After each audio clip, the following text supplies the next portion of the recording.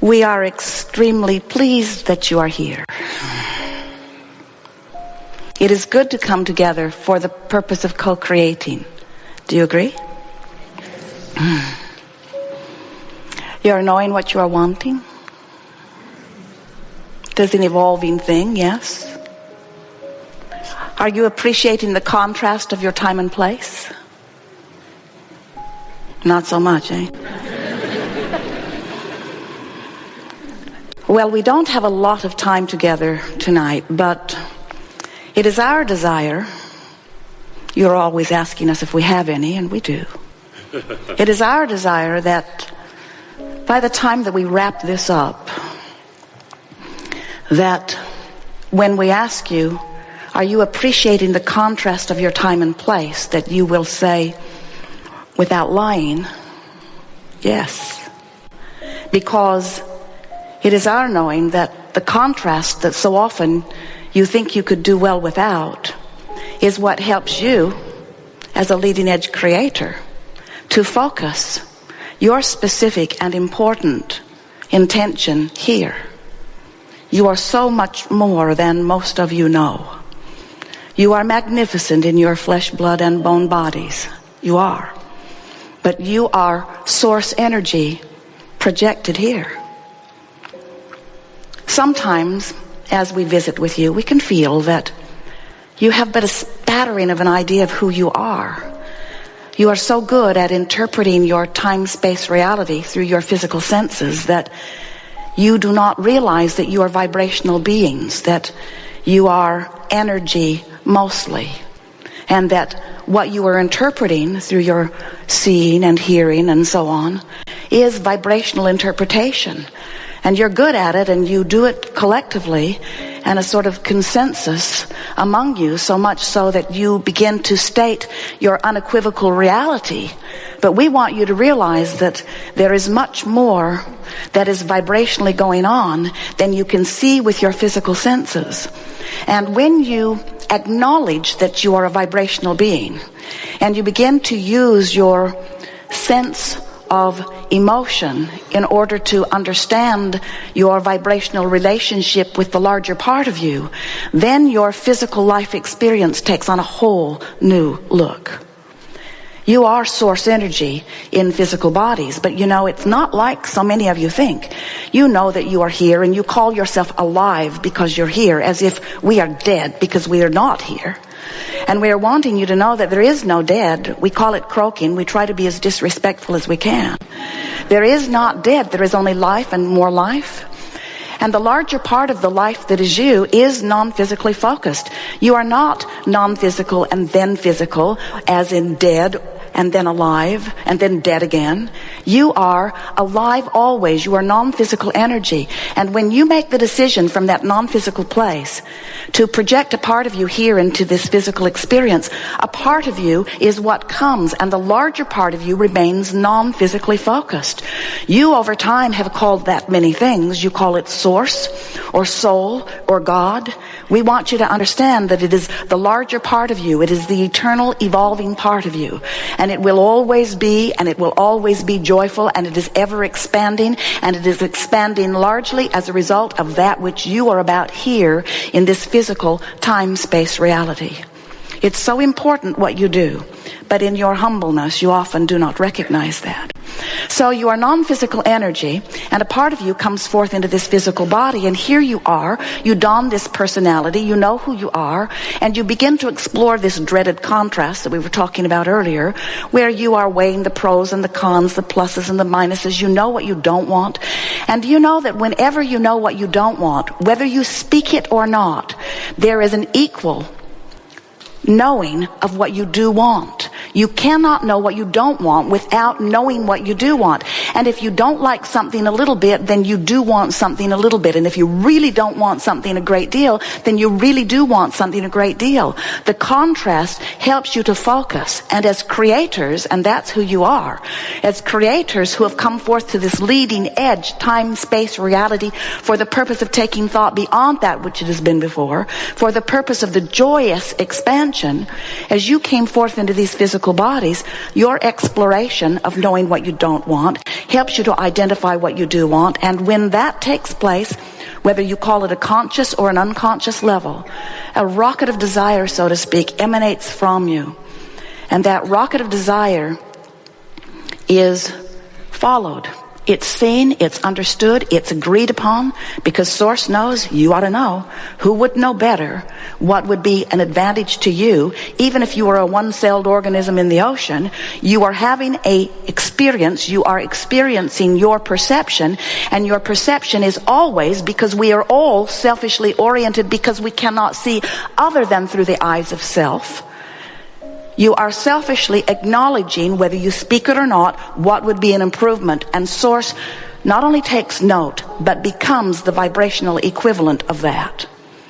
We have written a book a while back, given it the best title that has ever been given to any book ever.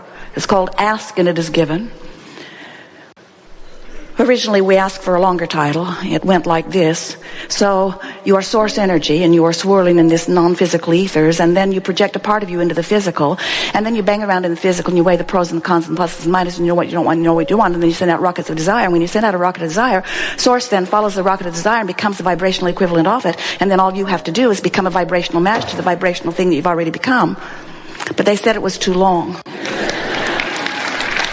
But Ask and It Is Given says the same thing. There are 3 steps to the creative process. The first step says ask, and you can't help but do that.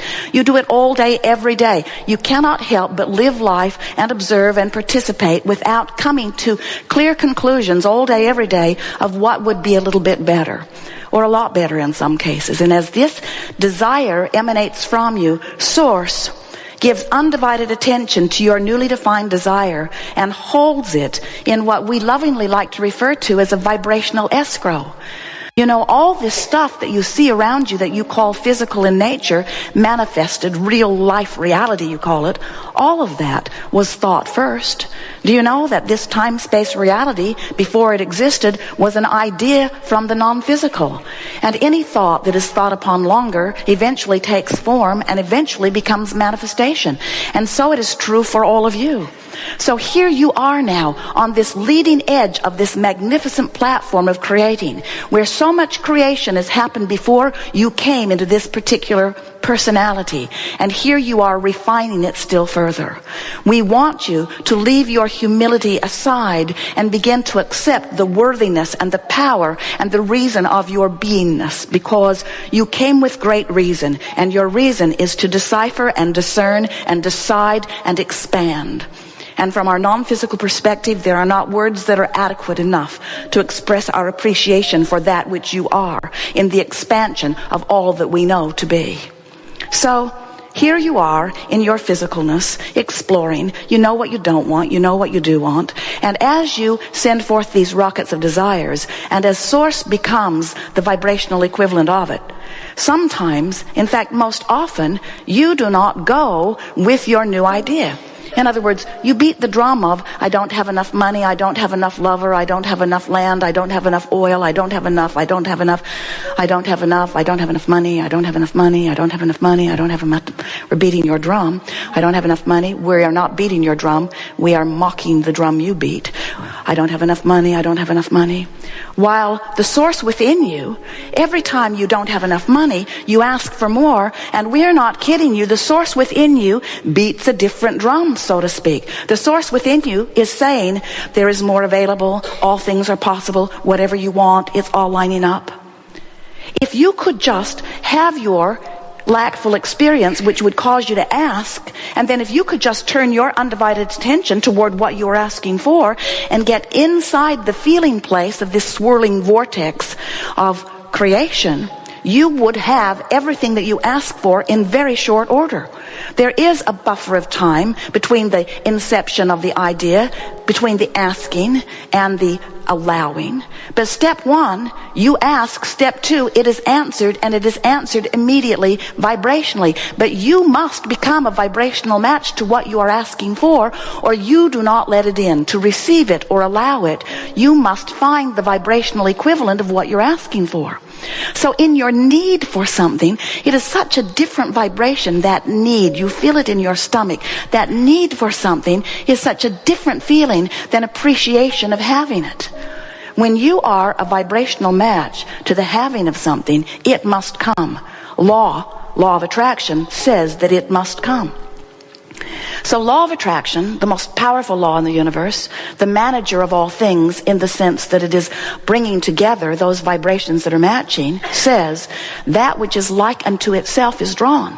So if you are beating the drum of I don't have enough, you cannot possibly let enough money into your experience because your vibration is different from the vibration of what you are asking for. It is so interesting to watch you. In your need, you disallow the very thing that will fill the need. The source within you fills your need immediately. And in order for you to fulfill it, you must find vibrational equivalent with what you're asking for, which means you must find the feeling place of what you are asking for. And in order to do that, you have to let go of where you are. Stop observing what is. Stop beating the drum of what is, because as long as you're beating the drum of what is dominating your vibration, and law of attraction is responding to that dominant vibration, and life won't change for you very much. Oh, it's changing. It's changing every single moment. But when you offer a steady rhythm of vibration, it changes to more of the same. It changes to more of the same. Different places, different faces. Have you ever known someone got beat up by her father, then she got beat up by her first husband and her second husband and her third husband and her fourth husband? Finally, people have never beaten anybody are beating her up. Because she's got this vibration going on. She can't let go of what is. Her memory, her belief is so strong. And you know, a belief is only a thought that you keep thinking. And so, as you keep thinking this thought and beating this drum and reactivating this vibration, law of attraction keeps responding to it. But the big news is, and this is the part that we don't think most of you realize at all, and it's so important for you to know this. You'll feel it fully. It will resonate deeply. You knew it when you were born. And as you hear it and play with us for a while tonight, it will settle into you in a newfound place. The source energy part of you, this dominant part of you, is the eternally evolving, becoming part of you. And law of attraction is responding to that part of you. So when you ask for these things, because life causes you to do it, just the way you knew it would, you came into this contrasting experience knowing that it would provide that benefit for you, for us, for all. As you give birth to these rockets of desires, law of attraction is responding constantly to this ever-evolving, ever-amended, ever-growing, ever-becoming you. And as that happens, you've got some work to do about allowing yourself to join it, or recognizing when you're not allowing yourself to join it. Your emotions tell you that. When you feel love or appreciation or joy, you're tuned in, tapped in, turned on. You've adjusted your frequency to that of your source. But when you feel ornery, not so much. When you are fearful, really not a lot. When you feel despair, you're far from the vibration of your being. You know you cannot set your radio dial on 6:30 a.m. and hear what's being broadcast on 98.7. Your frequencies have to match up. And so if you've got your frequency set on what happened when you were a child, or the insult that somebody gave you yesterday, for the time you hold that vibration, the things you really want can't come. It is our desire, as a result of chewing together, that you begin to remember who you are. And by that we don't just mean who you were before you were born. We mean who you have become as a result of coming forth, living life, and becoming more. We want you to keep up to speed with who you are. You must continue to be who you are, or you cannot feel good. And the thing that is so interesting that so many of our physical friends are forgetting is that the contrast that you don't like so much is what puts the eternalness in eternity. This contrast is what causes your expansion, and in a sense it causes the stream that is you to flow faster and faster and faster. So the contrast that bothers you so much is what causes your expansion, but when you continue to focus upon the what you don't want part of the contrast, it's also the thing that keeps you from becoming. So you can't avoid step one. It's just part of life. And as the observant people that you are, you came forth deliberately intending to mix it up. Not one of you asked for a feathered nest. You did not say, I'll come forth, but before I get there, get it all cleaned up. And when it's all just the way I want it, then I'll come forth. None of you said, Let's come forth into the physical, and we'll take all the ideas that exist and we'll whittle them down to just a few good ideas, and then we'll all live happily ever after.